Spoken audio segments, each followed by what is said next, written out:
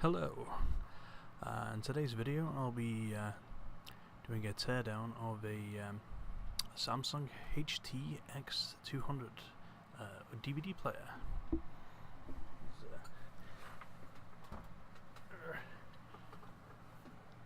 This ugly monstrosity here.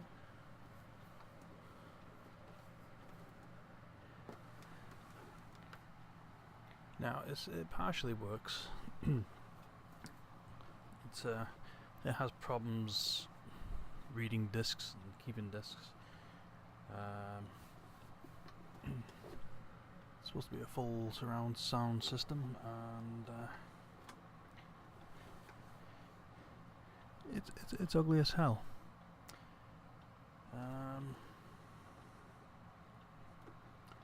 Yeah, might be Blu-ray, I don't know, but it's certainly ugly. The one thing that really interests me about this unit, which I will show now.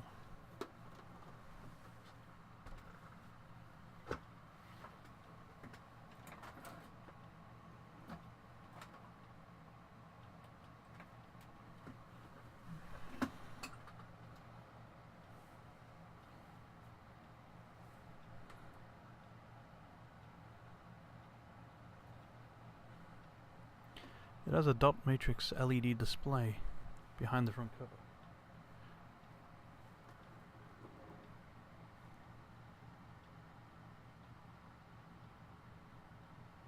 And I want to see how it works. So before I completely kill it and destroy it, we're going to go sniff the data lines on it. So anyway, without further ado, let's get to the bench. Okay, let's start by taking the lid off. Sound may be low because the microphone in the camera doesn't seem to work, so I have to talk to my snowball mic at the side here.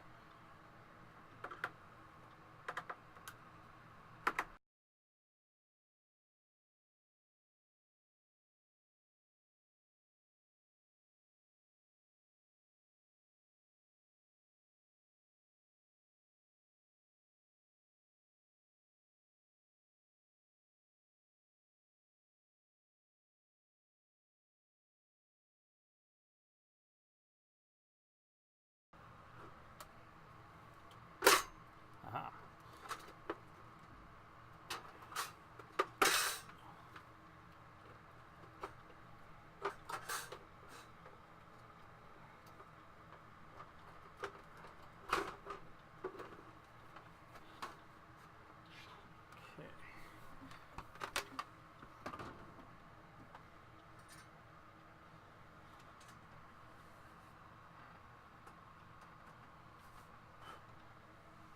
Ah, nice fan.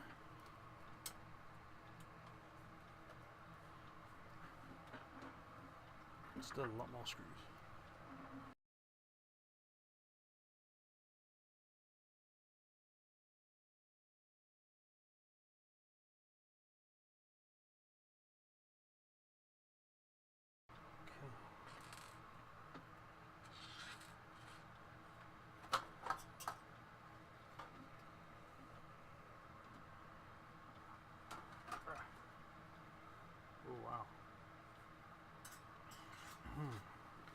What have we here?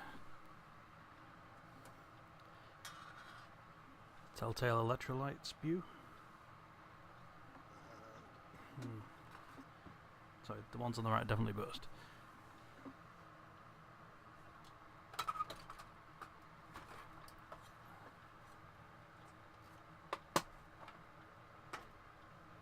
Yes, okay.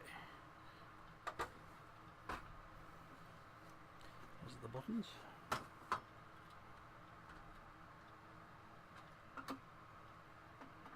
Okay, so we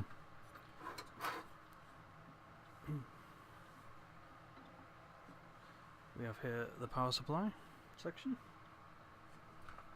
Is it labeled? No, the power's not labeled. A lot of them are. I'm assuming This is a lot to do with the amplification, with the heatsink. This is the system control. Let's get the disk drive out.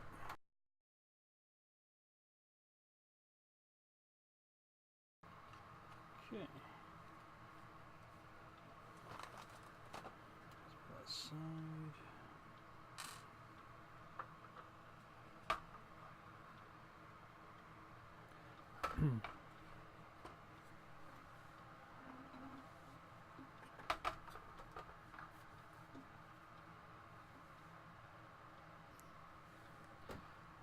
So, let's see. This here is a flash chip. You can see it actually has a footprint for a dip. Now I wonder, is that pin-to-pin connection for that? Because if I cut that out, I got myself a chip adapter. Okay, we have an ESS branded, that's a HDMI chip. I can tell it's got HDMI written on it. I'm assuming the processor's under here. Now we will look at that at a later date. This, I believe, is a controller for servos and motor control and lasers and such. Basically, a DVD drive controller. And that one is as well. So I reckon they're combined. Right here we have a RAM chip. I don't have the details about the sizes of these chips right now, but I will put them on screen. Not sure what that one is either. This one over here.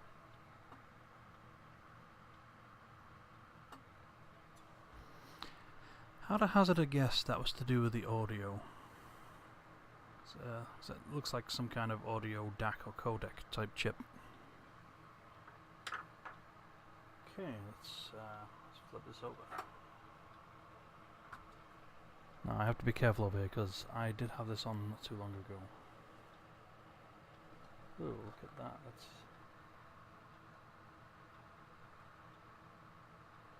That's a weird looking cap.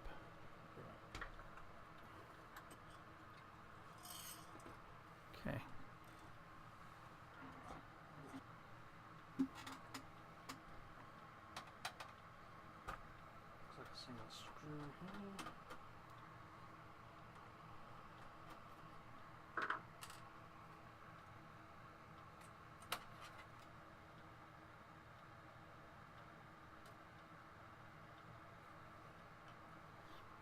Hope it's only a double-sided board.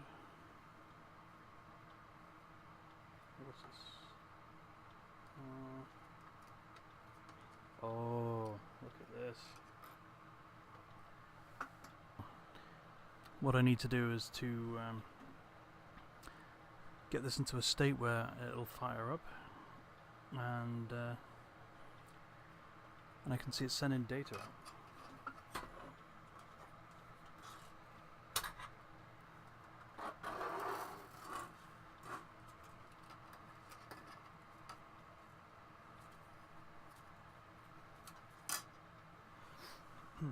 Now where did I put the power?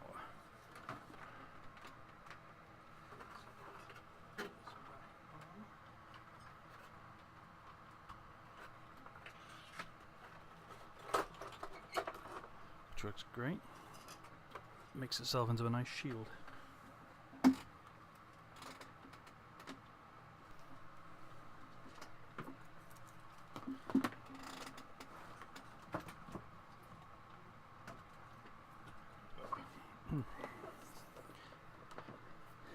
It's easier to plug and unplug from an extension cord.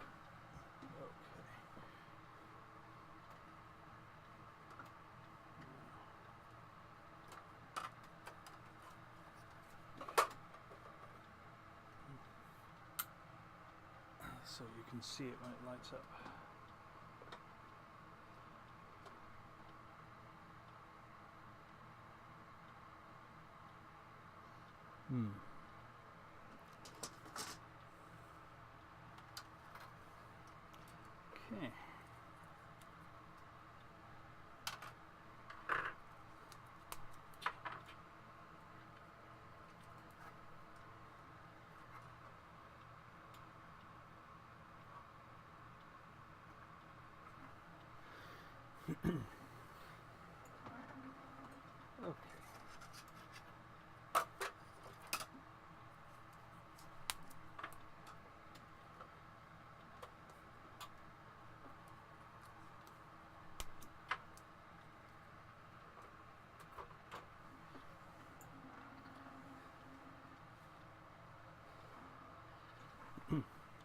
Alright, well let's dim the lights and give this another try.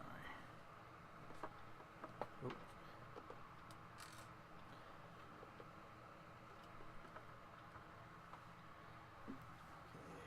Standby light is on, so let's push the button.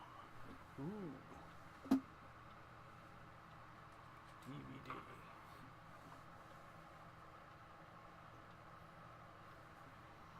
It is a 29 by 7 LED display.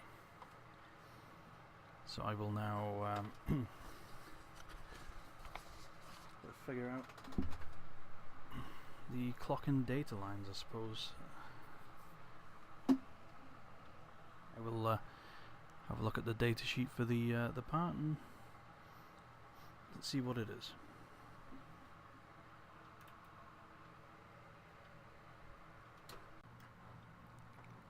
Okay, I found the datasheet for the those 3 driver chips that are on that board, and it's an LED driver. There's 3 of them on here. So anyway, it actually does key scanning as well, which is not used in this device. So it does between 12 by 6 or 11 by 7. I'm assuming it's doing the 11 by 7, and as I calculated before, it is 29, width of 29 segments, basically, by 7 grids, so rows and columns in this case. So I'm assuming the configuration is enough to drive 33 by 7, but obviously they're dropping 4, you know, they're not using 4 the outputs of the end driver. But yeah, anyway, but yeah, it is a serial interface, data in, data out, so that's obviously data in for the display and data out for the reading of keys, which in this case it doesn't have. Okay, so let's have a look. Okay, here's the block diagram. Let's zoom that out a bit so you can see it better. And so here's the input, and there is an oscillator. Now I wonder what that is. Okay, we'll look at that in a bit. Time display, and it's got a dimming, so that's good. Be nice to see this for a keyboard. Now I believe this is really designed for like a 7-segment display. Yeah, it's designed for a 7-segment display, so they're just doing clever stuff in the software to map it the way they want to map it. Okay. So resistor's connected to determine the oscillation frequency. I guess that's a lot to do with the refresh rate and the flickering. Yeah, there's a 51K actually on the board. I've just looked. It's surface mount with 513 written on it, so it's an old 603 part, really tiny.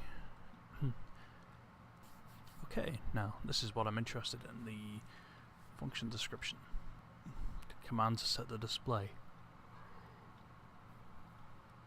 So obviously we're going to see it set this, then we can see what mode it's actually setting it in.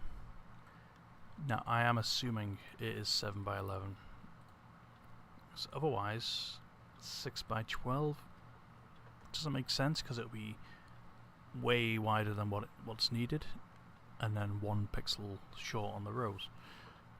So you know, it's definitely gonna have to be that.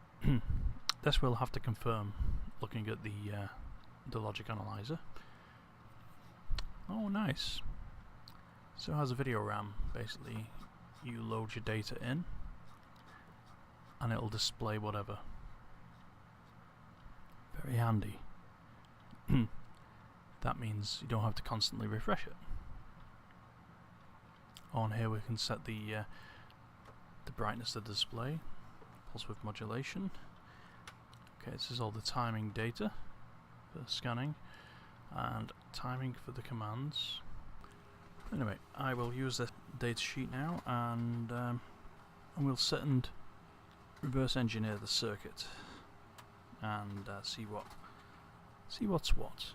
Here you can see I've opened GIMP, and I took a picture of the front and back of the board as square as possible. This is my usual method for reverse engineering, although I'm not going to go into as much detail with this one as I generally do with my other ones. But as you can see, I put the front on the top layer, and on the bottom layer I have the back, but I flipped it horizontally, and I've lined it up as best I could. I could do better by stretching and reshaping, but you know, this does the job. Okay, and just a side note, as I was looking, I actually noticed the pinout was written, and I took a picture here. And unfortunately it's going to give away a lot of the way it works. You see here, strobe free, clock free, data free, strobe 2, clock free, data 2, strobe 1, clock 1, data 1. That shows me that each of these chips are individually written to, so it considers this as 3 separate displays. It's just writing them together, writing to them in parallel, and this shows me that it actually does work off 5 volts, so that's a bonus. So this shows me that one set, you know, these are 3 separate displays in the eyes of the controller. So let's have a look at this one. Now we can clearly tell which columns are controlled by this. These ones definitely are. These, I'm pretty sure they are as well. So let's see. So we'll look at this via here. And where does that one go? Goes to there, which is here, and then to that. So yeah, these are all controlled by that. And there is 1, 2, 3, 4, 5, 6, 7, 8, 9, 10, 11. 11 by 7. Just like it says on the datasheet here. So my theory was correct with that. And if we move over here, 1, 2, 3, 4, 5, 6, 7, 8, 9, 10, 11. Yep, that's the same. Move over here, 1, 2, 3, 4, 5, 6, 7, 7, 8, 9, 10, 11. So there's a few not connected. Now determining exactly which pins they are, well, we can't really tell because of the it's the way it is. But we can probably determine some of them using the data sheet. So let's see, where's this? Okay, so pin 1 is here. The grid's here. It must be the rows. That one out. But anyway, but yeah, that connects to those. Now, let's see if we can determine what these are controlled by.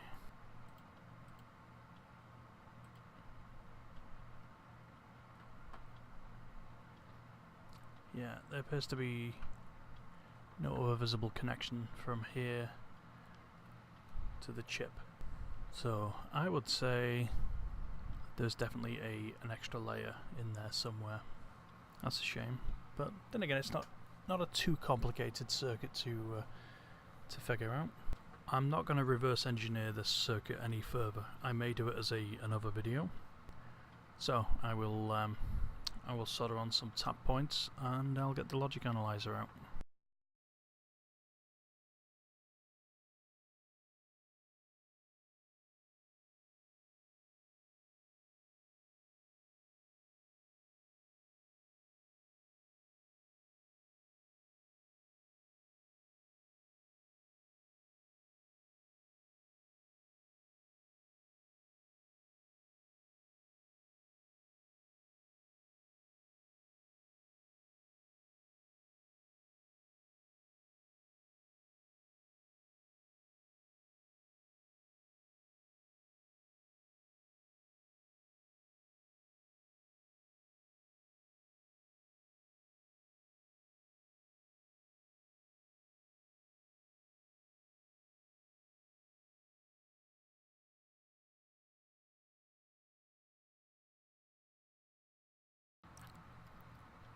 Okay, I've set the logic analyzer up. So I got the system all turned on. Let's just put it to standby. So we're going to try and trying to capture the initialization. But so what I'll do, I'll start the capture.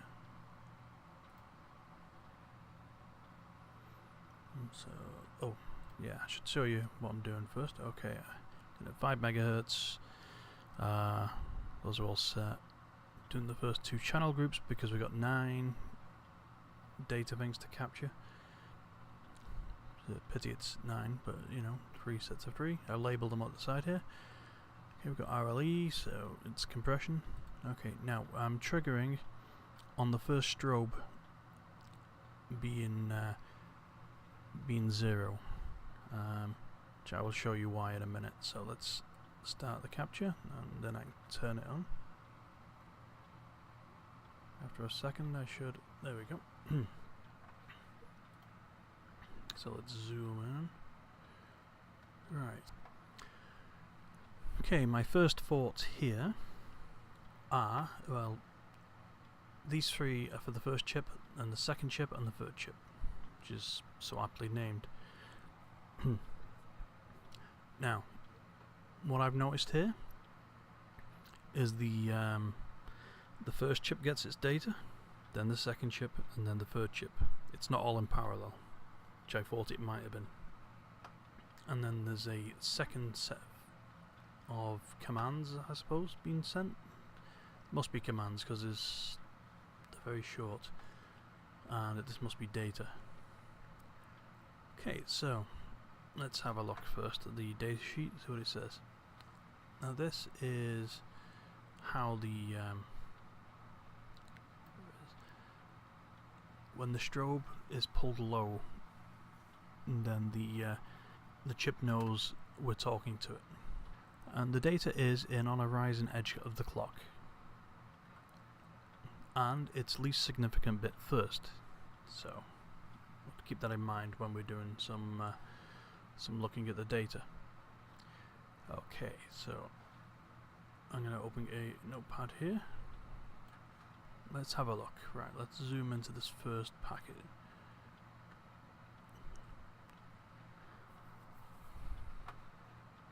We want that, and we want that. So the strobe goes low. I don't know why it's called strobe. I'd say it's basically like a chip enable, I would say. And then we're looking on the raising edge of the clock.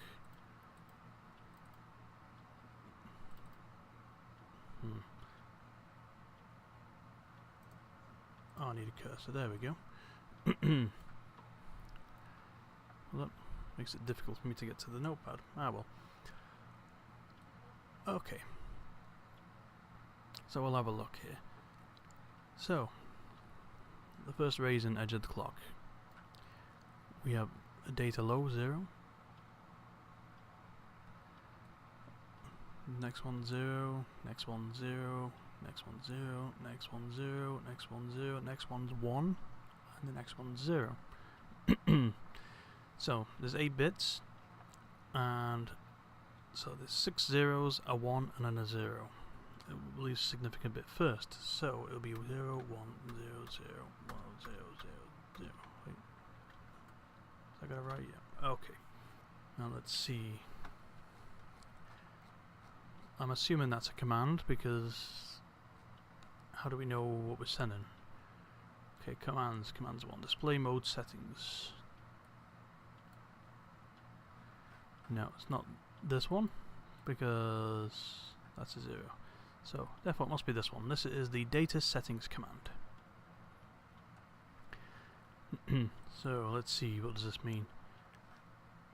So the last 2 bits are 0, so that's write data to display mode. Okay, so that's helpful. It means we're going to be writing data soon. Okay, and bit 2, this is the address increment mode. It means we're going to increment the mode every time.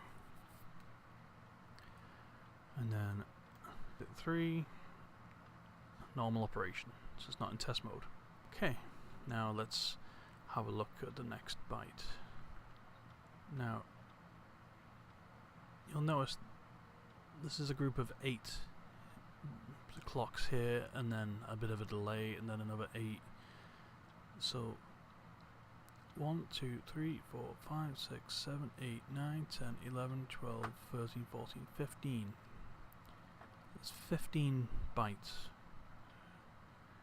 coming in, and it looks like they're mostly zeros.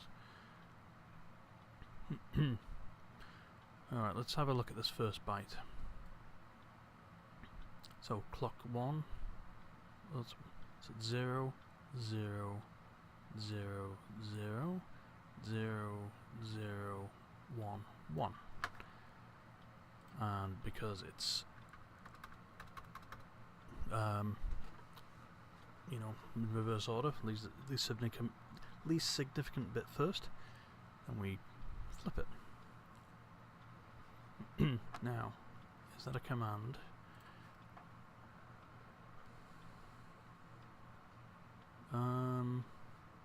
Okay, there's a command here with that. Okay, address setting.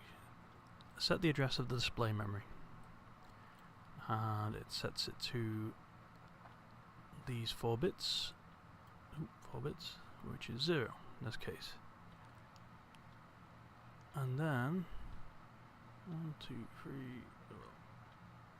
1, 2, 3, 4, 5, 6, 7, 8, 9, 10, 11, 12, 13, 14. And then the next 14 bits are all zeros. So this is putting 14 0 bytes. So basically it's clearing 14 bytes. So that's 1, 2, 3, 4. 1, 2, 3, 4, 5, 6, 7.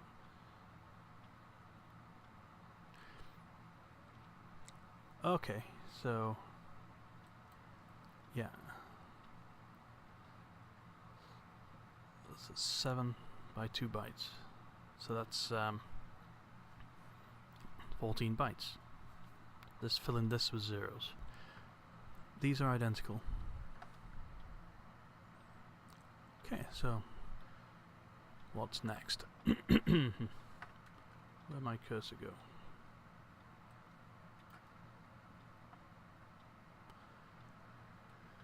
Okay.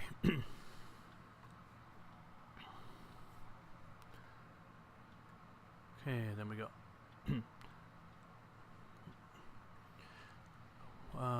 so 1, 1, 0, 0, 0, 0, 0, 0. Ah. This is the fabled display mode setting command that I'm looking for. 0, 0, 0, 1, so 1, 1. Okay, and these are identical. Okay, so what's the next command say?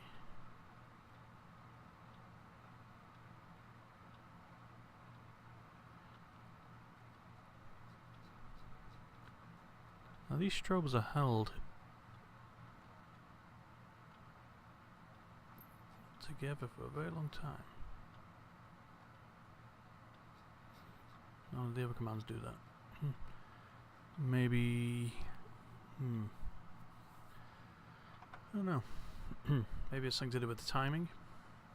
They want them all to initialize at the same time, probably. Okay, let's have a look. Oh wait, I want my cursor.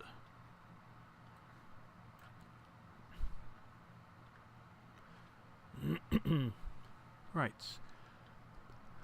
1 1 1 1 0 0 0 1. Display control command. Very nice. Okay, so that's that decoded. Oh wait, I didn't check. Are they? Yeah, they're the same. Okay, I caught a lot of data, so I'm gonna see if we can decode this and see what we get. Might have to do a fair bit of audio translation. Okay.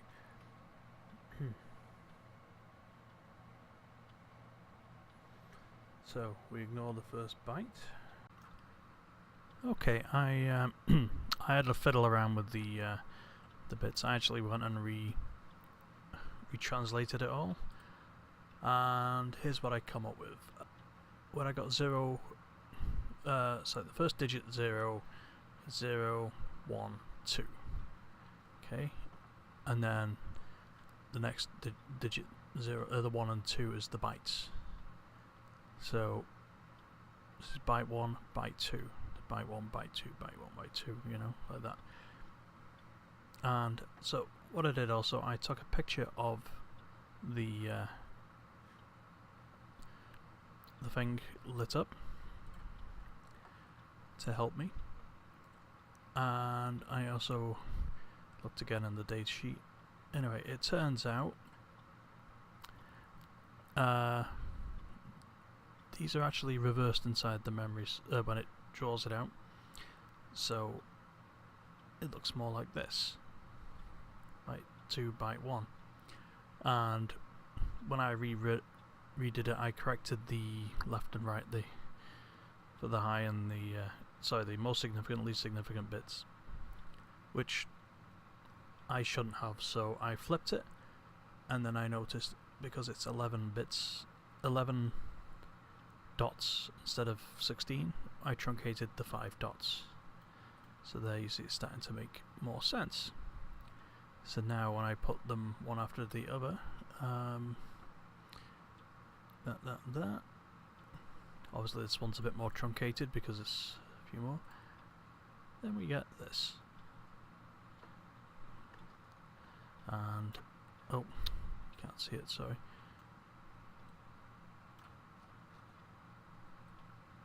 We get that, which is what you see on the screen there. So that's so we've decoded the patterns that are coming on it, and confirmed it against the datasheet. I think that'll cover enough for this video, and in the next videos we'll go more in depth into the teardown of the actual DVD player itself and have a look, and then in a later video we'll hook up an Arduino and try and send some data to the screen. Okay, that's the start of the teardown of the Samsung HT-X200 DVD player. See, lots of fun. See, I really like the screen, as you can probably tell. But we will get into the actual teardown and look at the main board on it in the next video. Yep, trying to keep in the role of getting stuff out on Sundays, as I said before. The video games will start next Friday because I didn't have time to record and edit a video game for yesterday. So, but yeah. So look out for part 2, which will be coming next week. And thanks for watching, and I'll see you again soon. Goodbye.